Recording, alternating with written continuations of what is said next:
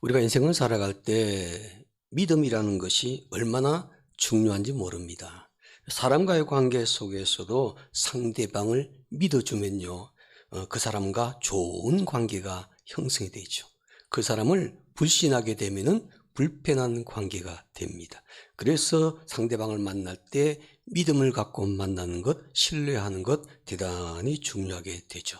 또 때로는 상대방을 믿어주면은 그 사람이 변화되는 것도 볼 수가 있습니다. 그래서 인간관계에서 믿음이란 것은 참 중요하다는 것 알고 있습니다. 우리는 일상적인 생활 속에서도 사실은 그냥 사는 것이 아니라 믿음이 있기 때문에 사는 것입니다. 아무 의심하지 않고 사는 일들이 참 많이 있죠. 예를 들어서 병원에 가서 의사들에게 몸을 맡길 수 있는 것도 믿음이 있기 때문에 할 수가 있습니다. 약국에서 주는 약을 먹을 수 있는 것도 믿음이 있기 때문에입니다. 또 식당에 가서 음식을 먹을 수 있는 것도 믿음이 있기 때문이죠. 비행기를 타고 해외를 나갈 수 있는 것도 믿음이 있기 때문입니다. 이처럼 우리에게 일상적인 믿음이 있기 때문에 살아가는 것이 참 많이 있습니다. 이런 일상적인 믿음은요, 우리에게 상당히 중요합니다. 만약 이런 믿음이 없으면요, 우리는 불안해서 살 수가 없습니다. 그런데 이런 일상적인 믿음보다 더 중요한 믿음이 있죠. 신앙적인 믿음입니다. 신앙생활하는 사람들은 하나님과의 관계에서 무엇보다도 믿음이 있어야 하는 줄로 믿습니다. 믿음의 자리에 서야만이 하나님을 기쁘시게 할 수 있다는 것이죠. 그러므로 우리는 사람들과의 관계 속에서도 일상적인 믿음뿐만 아니라 하나님과의 관계 속에서도 신앙적인 믿음을 가지고 세상 속에서 믿음의 자리에 굳게 섬으로 말미암아 하나님을 기쁘시게 하는 하나님의 자녀들이 다 되시기를 주님의 이름으로 축원합니다. 그런데 오늘 본문 말씀에 보니까 믿음의 자리에 서야 할 사람들이 그 믿음의 자리에 서지 못한 사람들이 나타납니다. 이들은 누구보다도 믿음의 자리에 반드시 서야 할 사람들인데 정작 믿음이 필요한 자리에서는 믿음이 없는 사람처럼 살았던 사람입니다. 이들은 예수님을 따르던 제자들입니다. 다른 사람이 아닙니다. 예수님을 따르는 제자들입니다. 예수님을 따르기로 결심하고 예수님을 따라 나섰다면 무엇보다도 믿음이 있는 사람이 되어야 되죠. 그러나 이들은 믿음을 보여주어야 할 그 자리에서 믿음이 없는 사람처럼 살았습니다. 본문 40절에 보시면 예수님께서 한마디로 저 당시에 제자들의 영적인 상태에 대해서 이렇게 말씀하신 것, 짧지만은요, 이것이 제자들에게는 충격적인 얘기입니다. 너희가 어찌 믿음이 없느냐? 너희가 어찌 믿음이 없느냐? 믿음으로 예수님을 따랐던 사람입니다. 예수님을 따르는 것에 가장 중요한 것이 믿음입니다. 그런데 그 제자들에게 예수님께서 말씀하시기를 너희가 어찌 믿음이 없느냐 이렇게 지적을 하시죠. 예수님은 제자들에게 믿음이 없음을 지적하셨습니다. 제자들은 예수님을 따르는 사람들에게 누구보다도 믿음이 있는 사람이 되어야 하는데 부끄럽게도 믿음이 없는 사람이 되고 말았습니다. 그래서 예수님께서 어찌 믿음이 없느냐라고 지적을 하십니다. 사실 예수님을 따르는 제자들은요, 믿음이 없는 사람이 아니라 믿음이 있는 사람들입니다. 그들은 믿음이 있었기 때문에 모든 것을 버리고 예수님을 따르지 않았습니까? 그들의 생업도 포기하고 그의 가족도 포기하고 예수님을 따를 때는 그 제자들에게 믿음이 있었기 때문에 분명히 따랐던 것이거든요. 그들은 믿음이 있었기 때문에 예수님과 함께하는 제자가 되었습니다. 그런데 예수님은 지금 그 제자들에게 말씀하시를 너희가 어찌 믿음이 없느냐라고 말씀을 하시죠. 예수님께서 왜 이렇게 말씀을 하셨을까? 믿음이 있는 제자들을 잘 모르셔서 믿음이 없다고 예수님께서 착각하신 걸까요? 예수님은 절대 그런 분이 아니시죠.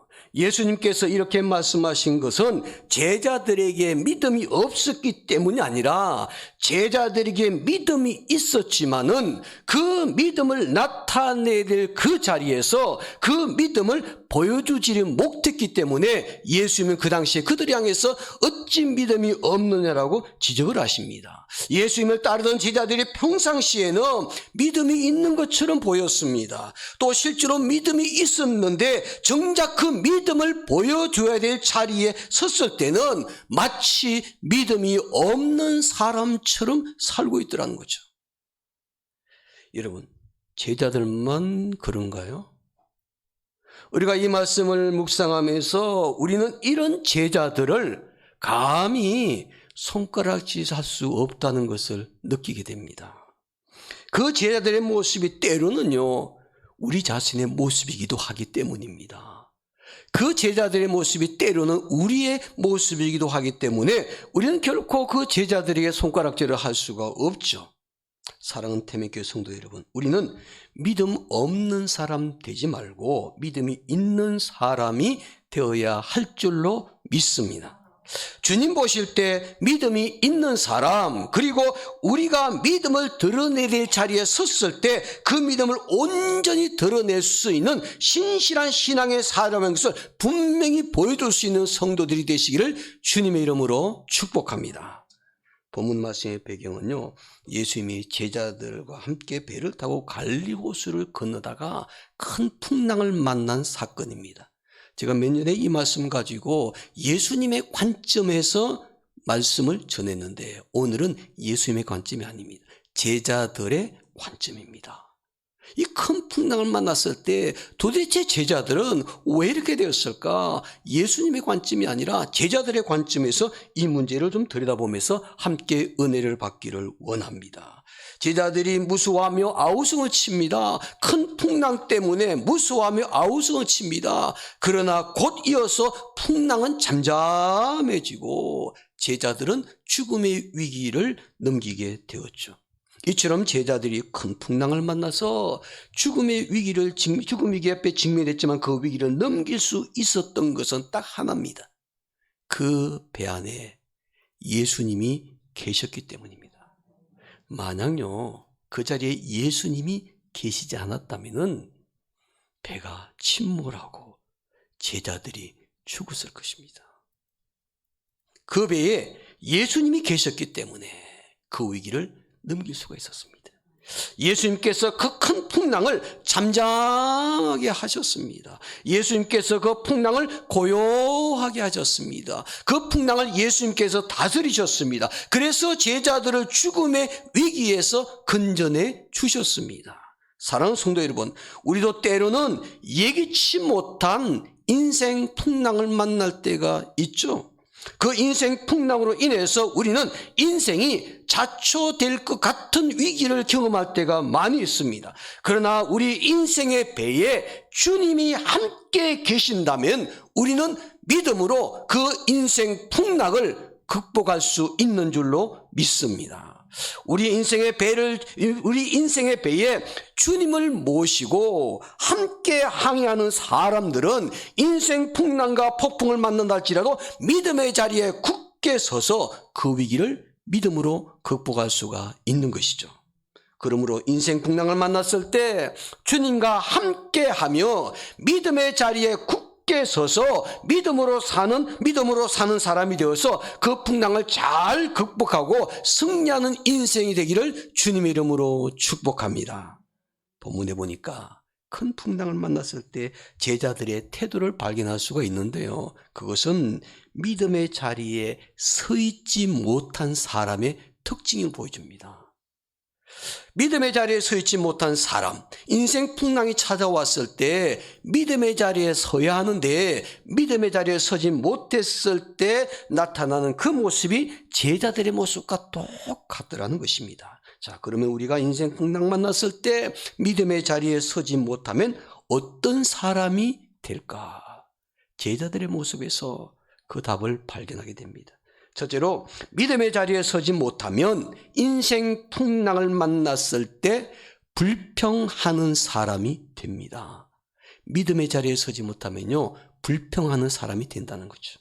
믿음이 없는 사람은 인생 풍랑을 만나게 되면은 불평과 원망이 앞서게 됩니다. 믿음은 있으나 그 믿음을 드러내지 못하여 믿음의 자리에 서지 못해가지고 인생 풍랑이 내게 막 몰려오기 시작하면은 바로 제자들의 모습처럼 변화되는, 달라진다는 것입니다. 자, 실제로 볼까요? 본문 38절 말씀은 믿음의 자리에 서지 못한 제자들의 모습, 첫 번째 모습입니다. 함께 읽겠습니다. 38절입니다. 예수께서는 고물에서 베개를 베고 주무시더니 제자들이 이르되 선생님이여 우리가 죽게 된 것을 돌보지 아니하시나이까 하니. 여러분, 제자들은요, 배를 타고 갈릴리 바다를 건너가다가 큰 풍랑을 만나서 죽음의 위기에 처하게 되자 고물에서 주무시고 계신 예수님을요 깨웁니다. 예수님을 깨울 때 제자들이 하는 말에 주목해 보십시오. 선생님이요, 우리의 죽게 된 것을 돌아보지 아니하시나이까. 제자들은요, 예수님을 하나님의 아들이라고 부르지도 않아요. 주님이라고도 부르지 않아요. 그리스도라고 부르지도 않아요. 선생님이라고 부르고 있습니다. 아직도 예수님이 어떤 분이신지를 제자들이 지금 정확하게 잘 모르는 겁니다. 선생님, 우리가 죽게 되었는데 왜 돌보지 않습니까? 왜 모른 척 하십니까? 믿음이 없는 제자들은 풍랑을 만나서 어려운 환경에 처하게 되니까 예수님을 깨우면서 예수님에게 대해 불평하고 원망을 하게 됩니다. 믿음이 없는 사람은 어려운 환경에 처하게 되면요, 불평과 원망이 앞서는 것을 보게 되죠. 믿음의 자리에 서지 못한 사람은 고통과 시련과 환난이 찾아오게 되면은 불평부터 시작하는 것입니다. 이스라엘 백성이 광야 생활할 때 여러분 한번 상기해 보십시오. 그들이 광야 생활에서 어려운 환경에 처하게 되면은 가장 먼저 한 것이 뭡니까? 그들이 기도했나요? 그들이 감사했나요? 그들이 하나님을 찬양했나요? 아닙니다. 반복된 40년 동안의 광야 생활을 보면은 그들이 큰 위기에 처하게 되면은 똑같이 반복적으로 하나님께 불평하고 원망합니다. 왜 우리를 애굽에서 구원해 내셨습니까? 우리 광야에서 죽게 하려고 애굽에서 구원해 내셨습니까? 다시 애굽으로 돌아가서 애굽에 살 때가 훨씬 더 좋았습니다. 여러분, 그 말을 들은 하나님이 얼마나 마음이 아프셨을까? 구원해 주었을 때, 광야 생활을 인도해 주었을 때 감사해도 못하는, 감사하기는커녕 불평하고 원망을 쏟아내기를 시작합니다. 홍해가 가로막혀서 더 이상 행진할 수 없으니까 그들이 기도하지 않고 불평합니다. 마실 물이 없을 때도 기도하지 않고 불평합니다. 고기가 없을 때도 기도하지 않고 불평합니다. 정탐꾼들이 젖과 꿀이 흐르는 땅을, 가나안 땅을 보고 왔는데도 믿음이 없는 사람의 말을 듣고서 불평하고 원망합니다. 이들이 광야 생활할 때 불평과 원망하는 것을 보면 그들에게 믿음이 없었기 때문입니다. 하나님께서 택하신 백성이고 애굽에서 기적을 경험하며 구원받은 백성에게 하나님을 향한 믿음이 분명히 있어야 하는데, 그 믿음으로 광야 생활을 해야 하는데 그들은 믿음의 자리에 서 있지 못했습니다. 그래서 그들은 광야 생활에서 조금만 어려움이 찾아와도 불평하고 원망을 쏟아냅니다. 옛날이나 지금이나 믿음의 자리에 서 있지 못한 사람은요, 어려운 환경에 처하게 되면요, 불평부터 한다는 것 꼭 기억하시기를 바랍니다. 어려운 환경을 탓하며 불평합니다. 사람들을 원망합니다. 불평하며 원망하는 이것은 믿음의 자리에 서 있지 못한 사람의 특징이라는 것. 어려운 환경에 처했을 때 믿음의 자리에 서 있지 못하면 불평과 원망하는 사람은 절대로 그 문제를 해결할 수 없습니다. 둘째로, 믿음의 자리에 서 있지 못하면요, 인생 풍랑을 만났을 때 풍랑을 두려워하는 사람이 됩니다. 풍랑을 두려워하는 사람. 본문 40절에 볼까요? 40절에 이렇게 말합니다. 이에 제자들에게 이르시되 어찌하여 이렇게 무서워하느냐? 너희가 어찌 믿음이 없느냐 하시니. 지금 예수님은 제자들에게 어찌 믿음이 없느냐라고 지적하시면서 어찌하여 이렇게 무서워하느냐고 말씀하고 계시죠. 제자들은 큰 풍랑이 일어나 배에 물이 가득하여 침몰의 위기에 처하게 되니까 두려움에 사로잡힙니다. 이제 죽는구나라는 생각이 드니까 무서워지기를 시작했죠. 믿음이 없는 사람, 믿음의 자리에 서지 못한 사람은 큰 위기에 처하게 되면요, 두려움이 생깁니다. 믿음의 자리에 서 있지 못한 사람은 인생 풍랑을 만나면 두려움이 생기죠. 어떤 위기에 직면했을 때 걱정하고 염려하며 두려워하는 것은 우리가 믿음의 자리에 서 있지 못하기 때문이라는 것을 꼭 기억하시기를 바랍니다. 여러분에게는 요즘 어떤 두려움이 있는지요? 무엇이 여러분의 마음을 두렵게 만듭니까? 어떤 종류의 인생 풍랑이 여러분을 두려움에 사로잡히게 만듭니까? 믿음의 사람이었던 존 낙스는 말하기를 우리가 하나님을 진정으로 두려워한다면 그 밖에 아무것도 두려워할 것이 없다라고 선언을 합니다. 여러분, 항상 믿음의 자리에 서 있는 사람은요, 세상에서 두려울 것이 없습니다.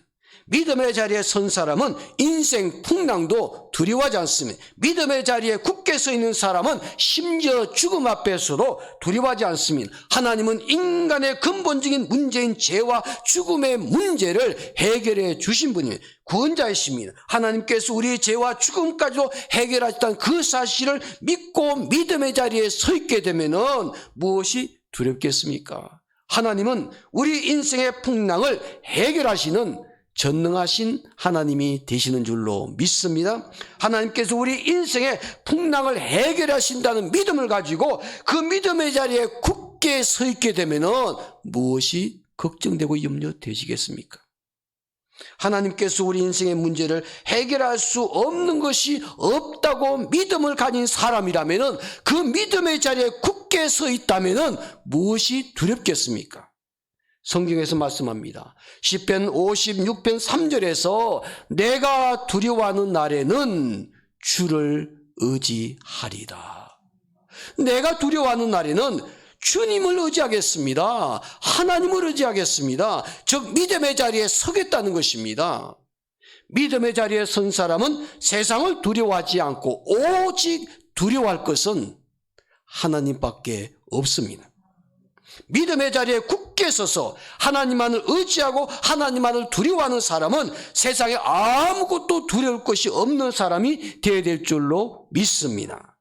우리가 인생 풍랑을 만났을 때 믿음의 자리에 서지 못하면 어떤 사람이 될까? 첫째로 믿음의 자리에 서지 못하면 인생 풍랑 만나면 먼저 불평하는 사람이 됩니다. 둘째로 믿음의 자리에 서지 못하면 인생 풍랑 만났을 때 두려워하는 사람이 됩니다. 그러면 인생 풍랑을 만났을 때 우리가 믿음의 자리에 선 사람이 되면은 어떻게 될까? 인생 풍랑이 우리에게 찾아왔을 때 믿음의 자리에 굳게 서 있는 사람이 되면은 어떻게 인생을 살게 될까? 믿음의 자리에 선 사람은 인생의 풍랑을 만났을 때 풍랑 속에서 주님을 바라보는 사람이 됩니다. 믿음의 자리에 굳게 선 사람은 풍랑 속에서도 주님을 바라보는 사람이 된다는 거죠. 제자들은 큰 풍랑을 만나 위기에 처했을 때 무서워하며 두려움에 사로잡혔습니다. 그들은 죽을지도 모르는 생각 때문에 주무시는 예수님을 깨우면서 난리가 났죠. 그런데 이 큰 풍랑 속에서도 가장 평안하게 계시는 분이 계십니다. 누구겠습니까?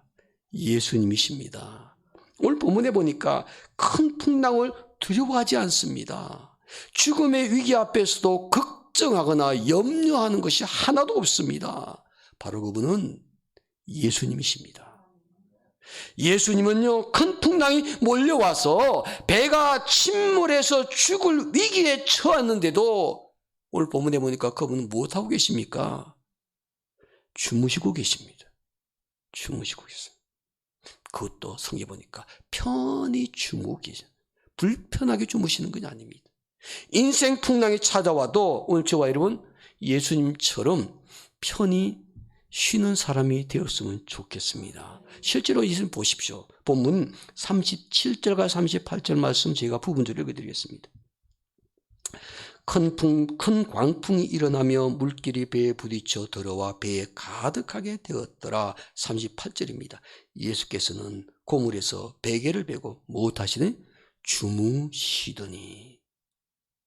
지금 물길이 배에 부딪혀 들어와서 배에 가득하게 되어서 지금 배가 침몰의 위기 가운데 처해 있고 제자들은 난리가 나는데 예수님께서는 아주 편안하게 고물을 베개 삼아 주무시고 계십니다.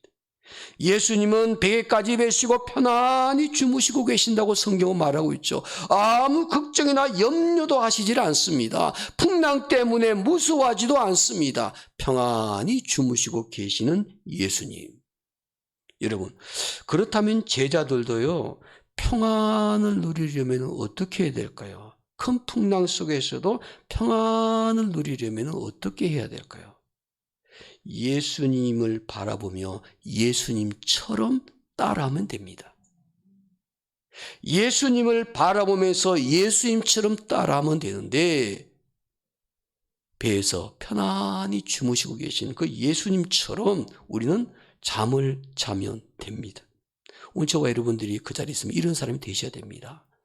큰 풍랑 보고 두려워하고 불평하고 원망할 것이 아니라 그냥 주님 옆에 가만히 누워서 계시면 됩니다. 여기서 믿음의 자리에 선 사람은 어떤 사람인가? 예수님이 곁에 계시기 때문에 걱정하지 말고 예수님 바라보면서 예수님처럼 마음 놓고 푹 자는 것이죠.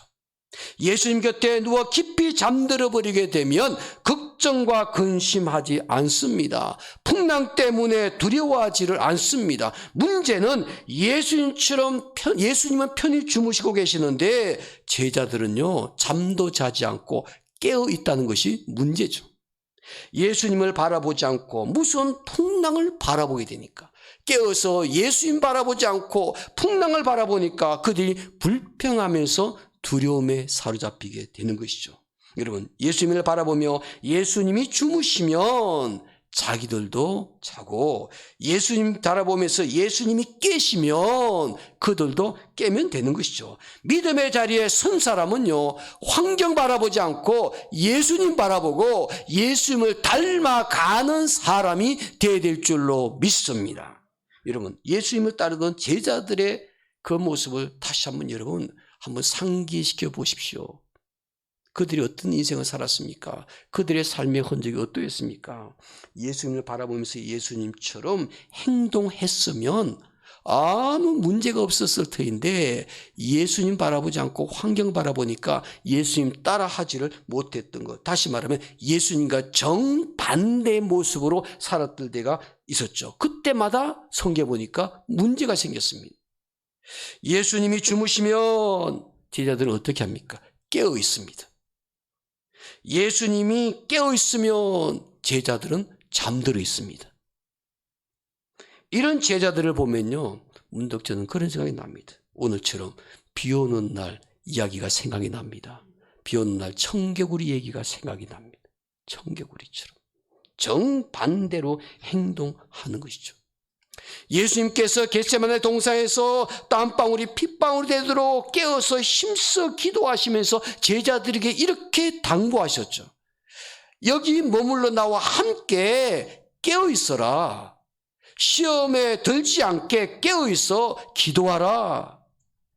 예수님은 깨어 있어 기도하시며 제자들도 깨어 있어 기도하시기를 원하셔서 말씀하셨는데, 성경에 보니까 제자들은요, 눈동자가 다 풀려가지고서 고운하게 잠이나 자고 있었죠.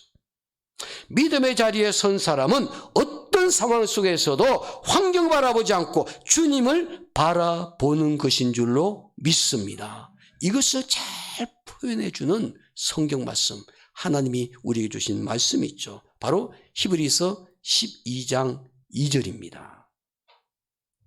믿음의 주요 온전케 하신 예수를 바라보자. 예수를 바라보자. 그 예수님은 어떤 분이신가? 바로 믿음의 주라는 것입니다. 우리의 믿음의 본이 되시는 분이에요. 또 우리를 온전케 하시는 예수님이십니다. 바로 믿음을 가진 사람은 그 예수님을 바라보자는 것입니다.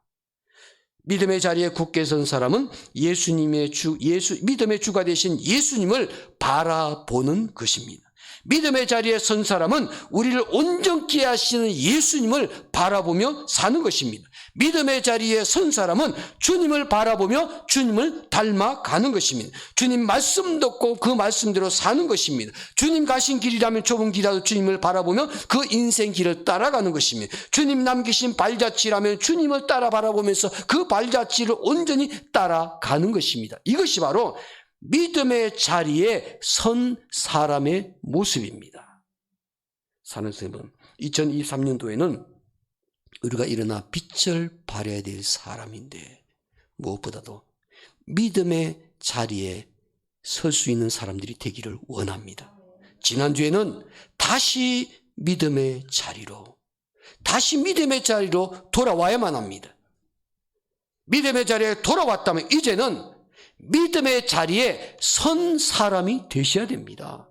믿음의 자리에 굳게 서서 주님 바라보면서 주님처럼 닮아가는 삶을 사는 것이 믿음의 자리에서 빛을 발하는 사람의 모습이라는 것입니다. 또 믿음의 자리에 선 사람은 풍랑 속에서도 한 가지 축복이 있습니다. 주님의 인도하심을 받게 됩니다. 주님 인도하심을 받게 되는 것. 믿음의 자리에 선 사람은 주님을 바라보게 되고 믿음의 자리에 선 사람은 풍랑 속에서도 주님의 인도하심을 받는 사람이 됩니다. 제자들이 배를 타고 갈릴리 바다 호수에 나가게 되었죠.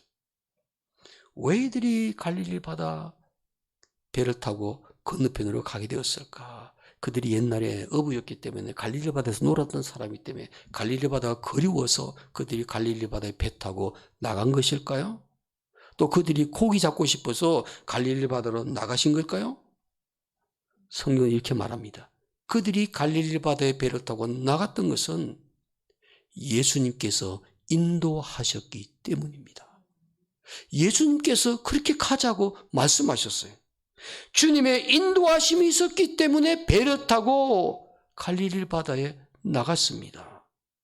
그런데도 그곳에서 풍랑을 만났죠. 그리고 왜 그랬을까? 오늘 저와 여러분들이 제자들처럼 믿음의 자리에 서야 될 필요성이 우리에게 있다는 것을 주님 우리에게 교훈하십니다. 자, 그 내용을 볼까요? 본문 35절 말씀 보세요. 본문 시작인 35절 말씀 제가 읽습니다. 그날 저물 때에 제자들에게 이르시되 우리가 저편으로 건너가자 하시니. 여러분, 갈릴리 바다에서 우리가 저편으로 건너가자. 그것도 날이 저물 때에, 밝은 날이 아닙니다. 어두울 때. 지금은 갈릴리 바다 가게 되면은 워낙 성수에 온 사람들이 많으니까 불도 휘황찬란하고 호텔도 많고 시설물이 많이 되어 있기 때문에 또 안전하기도 합니다. 근데 2000년 전 갈릴리 바다를 상상해 보십시오. 주님께서 그 갈릴리 바다를 저물 때, 어두울 때 제자들에게 우리가 함께 배를 타고 저 건너편으로 가자. 예수님께서 제안하셨습니다.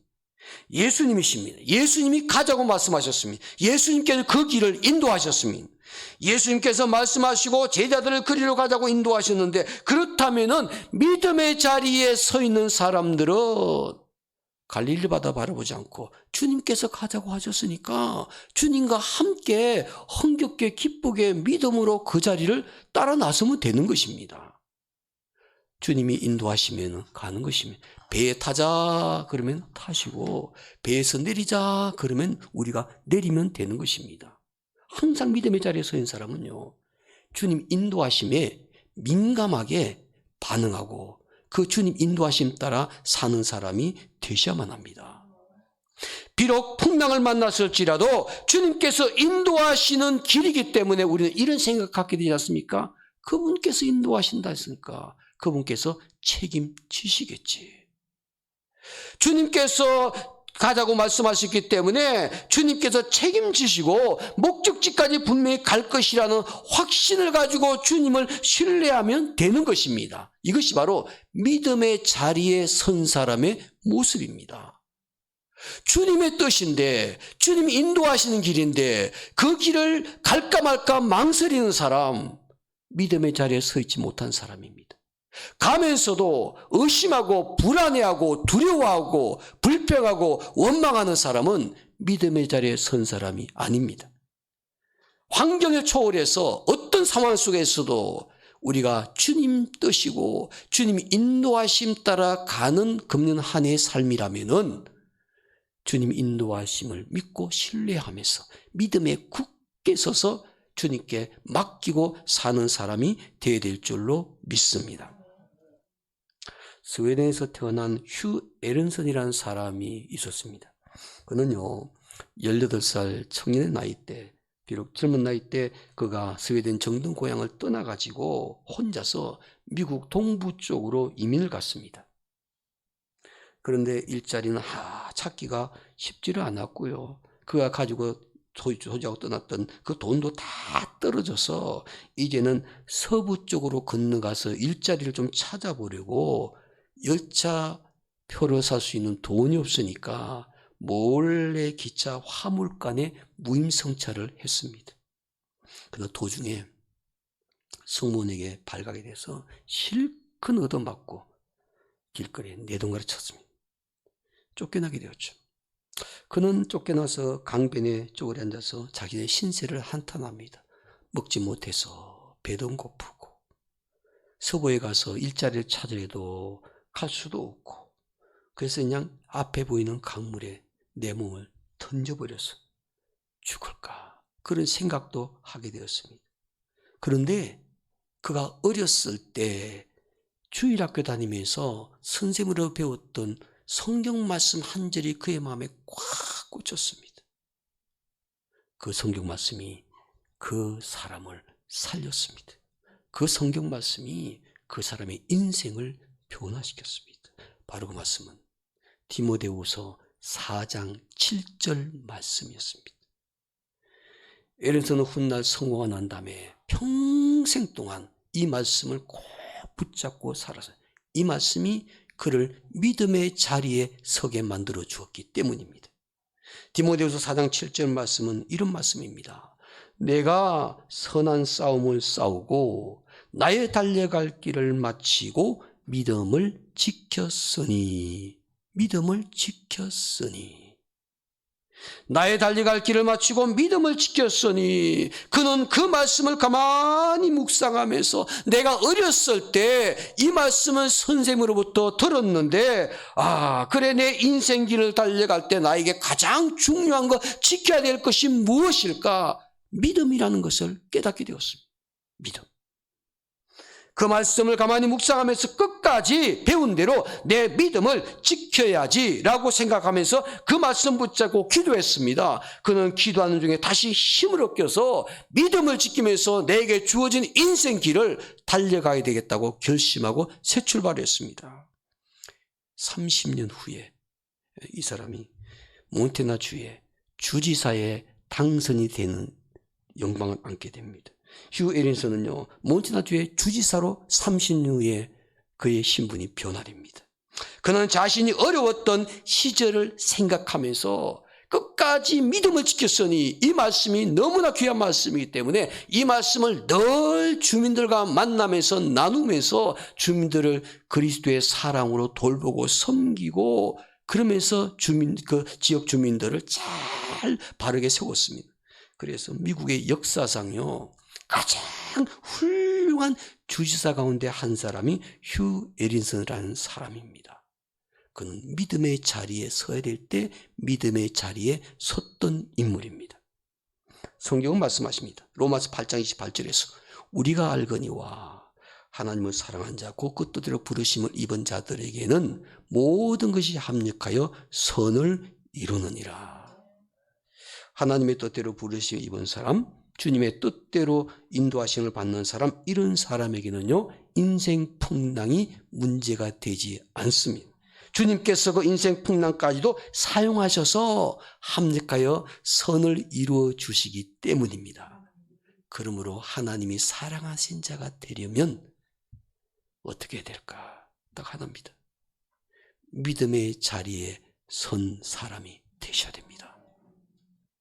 금년 동안 우리가 믿음이 있는 사람인데 우리가 믿음에 드러낼 그 자리에 섰을 때 분명하게 믿음을 보여줄 수 있는 성도들이 되기를 주님의 이름으로 축원합니다. 기도하겠습니다.